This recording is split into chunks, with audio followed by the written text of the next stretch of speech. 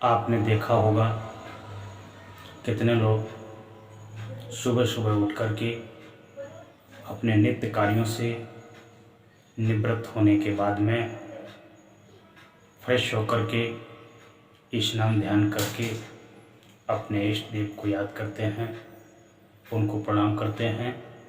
और बहुत सी महिलाएं अपने घर में बनाया हुआ भोजन थोड़ा थोड़ा निकाल करके अपने इष्ट देव को मंदिर में थाल सजा करके ले जाती हैं और ईश्वर का भोग लगाती हैं।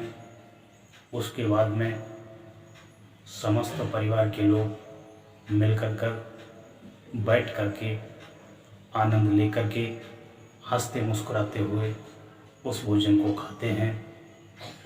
उस घर में भक्ति भजन, ईश्वर की महिमा के गुणगान होते हैं और संस्कार की बातें होती हैं। बेटे और बेटियों को बैठाकर संस्कार दिए जाते हैं। ऐसे घर धन्य होते हैं। और इससे भी बेहतर है कि मंदिर जाना तो ठीक ही है, लेकिन अपने घर को भी मंदिर बना लें तो मंदिर से जाने से ज़्यादा आनंद आपके घर में आएगा।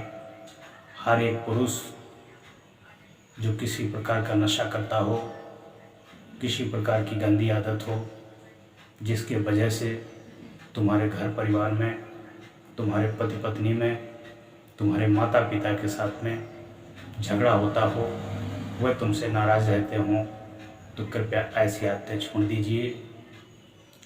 और जो महिलाएं जिनमें आलस्य बहुत है, जिनमें काम चोरी है, बहानेबाजी है, वह सब छोड़ दें और दौड़ दौड़ कर कार्य करें। घर का हर एक स्त्री पुरुष, बच्चा, बुजुर्ग जिम्मेदार व्यक्ति करे और अपनी जिम्मेदारियों का भली भांति निर्वहन करे, तो घर स्वर्ग बनने में समय नहीं लगेगा और वो घर आपका घर नहीं, एक मंदिर बन जाएगा। हर कोई व्यक्ति एक समान नहीं होता है। किसी में कम गुण होते हैं तो किसी में ज़्यादा गुण होते हैं। बशर्ते किसी में अवगुण और बुराइयां नहीं होनी चाहिए। इसलिए घर में, कार्यालय में, संगठन में सबसे प्रेम पूर्वक बर्ताव किया करो, सबसे प्रेम से वार्ता किया करो, सबसे प्रेम से मिला करो और सबको धन्यवाद भी दिया करो। क्योंकि घर परिवार में सभी व्यक्ति एक समान नहीं होते हैं।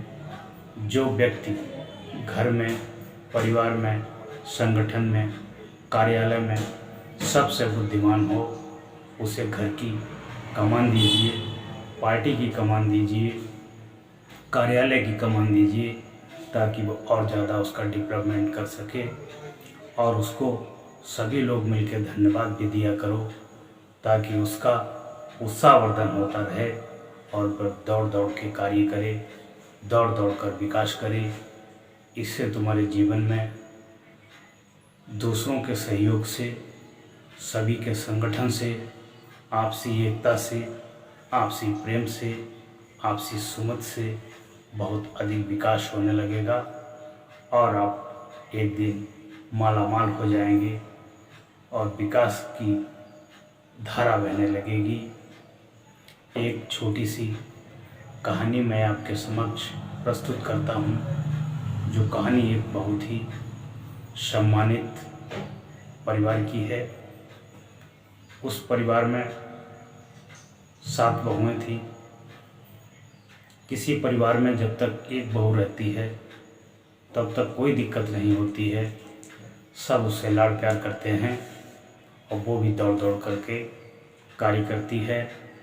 जब दूसरी बहू आती है तब उससे काम की अपेक्षा होती है कि मैं बड़ी हूँ और ये छोटी हैं, ये हमसे ज़्यादा काम करें।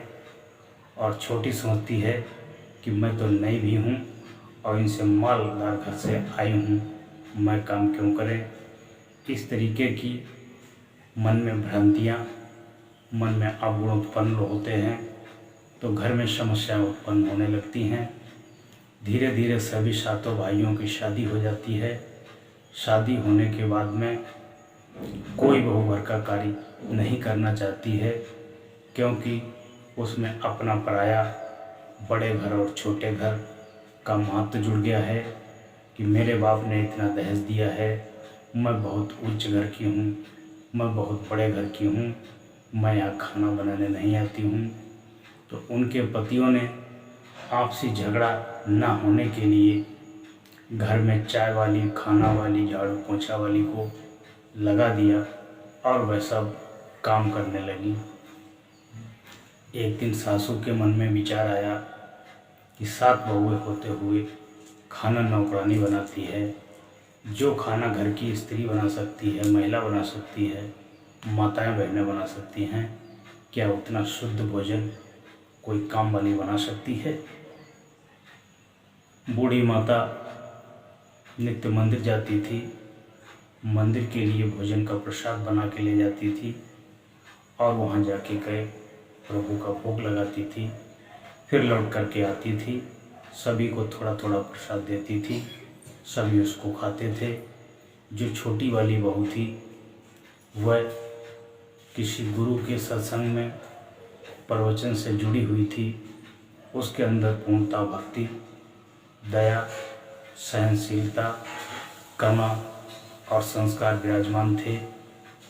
उसने कहा कि माता जी, आप इस उम्र में कार्य ना करिए, आपकी यह उम्र कार्य करने की नहीं है।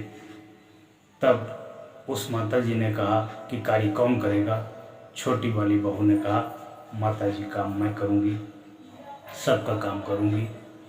माता जी ने विचार किया कि अगर छोटी बहू सारा काम करेगी तो मोहल्ले वाले रिश्तेदार क्या कहेंगे कि छोटी वाली बहू पे बहुत जुल्म जाती हो रही है, वो सबका कार्य कर रही है, जबकि इस घर में किसी भी बहू ने कार्य नहीं किया है। माता जी सब बहुओं को समान देखती हैं, सब बहुओं को एक एक दिन की खाना बनाने की, झाड़ू पोंछा, बर्तन चूल्हा करने की ड्यूटी लगा देती हैं कि संडे को कौन करेगा, मंडे को कौन करेगा, ट्यूसडे को कौन करेगा। इस तरीके से कार्य करती हैं। छोटी वाली बहू का पहला दिन ही होता है, वो सबको प्रेम से भोजन कराती है, घर को साफ सुथरा रखती है। अगले दिन सुबह होते ही दूसरी बहू का भी नंबर लग जाता है, तो वह छोटी वाली बहू उठ करके पुनः अपना नित्य कार्य करने लगती है। चाय नाश्ता तैयार करना, झाड़ू पोंछा करना, बर्तन चूल्हा करना, ये सब करती हैं।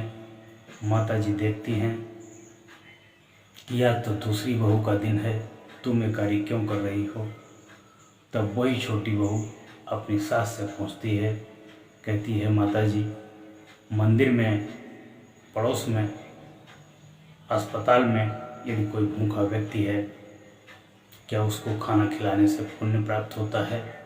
माता जी कहती हैं, इसमें कोई संदेह है?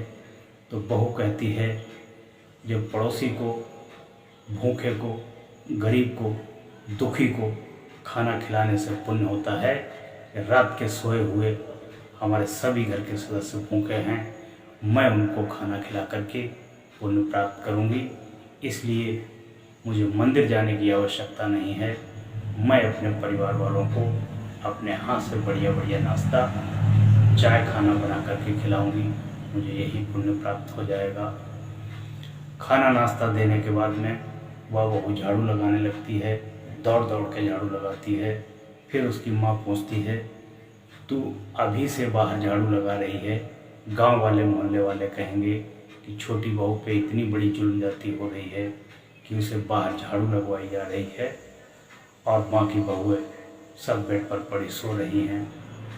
वो कहती है कि माता जी, अगर सड़क पे झाड़ू लगाई जाए तो वो नौकरी कहलाती है और मंदिर में झाड़ू लगाई जाए तो वो सेवा कहलाती है। क्या मैं मंदिर में झाड़ू लगा सकती हूँ?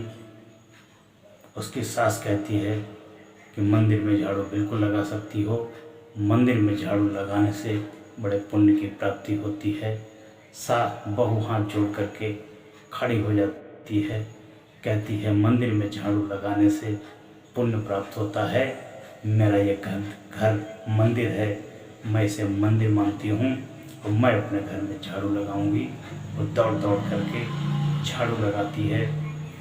देखा देखी सभी बहुएं सास और छोटी बहू की वार्ता सुनती हैं, संवाद सुनती हैं, कहती हैं ये तो पूरे घर का पुण्य अकेले ही प्राप्त कर लेगी।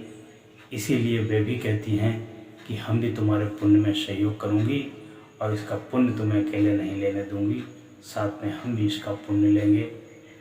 वह सभी मिलकर के दौड़ दौड़ के कार्य करती हैं, कोई किसी का हिस्सा नहीं लगाती है, सब दौड़ दौड़ के कार्य करती हैं, घर को साफ सुथरा रखती हैं, खाना पीना नाश्ता भोजन सब मिलकर के बनाती हैं। पूरे घर में प्रेम की लहर दौड़ जाती है और वहाँ खाना बनाने वालों की छुट्टी हो जाती है, सब नौकर निकाल के बाहर कर दिए जाते हैं। सातों बहुएं मिलकर के चाय नाश्ता बनाती हैं, मिलकर के समय से भोजन बनाती हैं, सब पुरुषों के कपड़े धुलती हैं और उसके बाद में अपनी सास के भी कपड़े धुलती हैं और पूरे घर को साफ सफाई किचन झाड़ू लगा के साफ सुथरा रखती हैं। माँ प्रसन्न होती है कि छोटी बहू के अंदर इतने संस्कार थे, उसने पूरे घर की 6 बहुओं को सुधार दिया और मुझे भी इतना ज्ञान दिया। मुझे तो इतना ज्ञान नहीं था, मुझे तो यही ज्ञान था कि मंदिर में जाने से पुण्य होता है, भूखे को खिलाने से पुण्य होता है, मंदिर की सेवा करने में पुण्य होता है। और बहू ने दिमाग खोल दिया, आंखें खोल दी कि घर के सदस्यों को समय से खाना खिलाने से पुण्य प्राप्त होता है, घर के सदस्यों को ठीक से मधुर बात करने से पुण्य प्राप्त होता है, घर में दौड़ दौड़ के झाड़ू लगाने से पुण्य प्राप्त होता है, घर को साफ सुथरा रखने से घर में लक्ष्मी आती है, घर की बरकत होती है। और घर के जो वृद्ध हैं, दादा दादी हैं, सास ससुर हैं, उनको समय से भोजन देना, उनको समय से कपड़े देना और उनके साथ प्रेम करना, ये कोई ईश्वर से प्रेम करने से कम नहीं है। बहू ने आंखें खोल दी और पूरे घर को ही मंदिर बना डाला। उस घर में इतनी सुख शांति हो गई कि मंदिर से भी अच्छा उस घर में लगने लगा। एक बात हमेशा याद रखना, यदि तुम्हारे कर्म ठीक नहीं हैं, तुम्हारे विचार ठीक नहीं हैं, तुम्हारे गुण ठीक नहीं हैं, तो दुनिया का कोई भी मंदिर, दुनिया की कोई भी मजार, दुनिया का कोई भी देवता, दुनिया का कोई जंतर मंतर तुम्हारा उद्धार नहीं कर सकता है। तुम जिंदगी भर दुखी रहोगे। जिस दिन तुम्हारे कर्म सुधर गए, जिस दिन तुम्हारे अंदर प्रेम जागृत हो गया, जिस दिन तुम्हारे अंदर करुणा जागृत हो गई, उसी दिन तुम्हें वो सब मिल जाएगा जो तुम चाहते हो।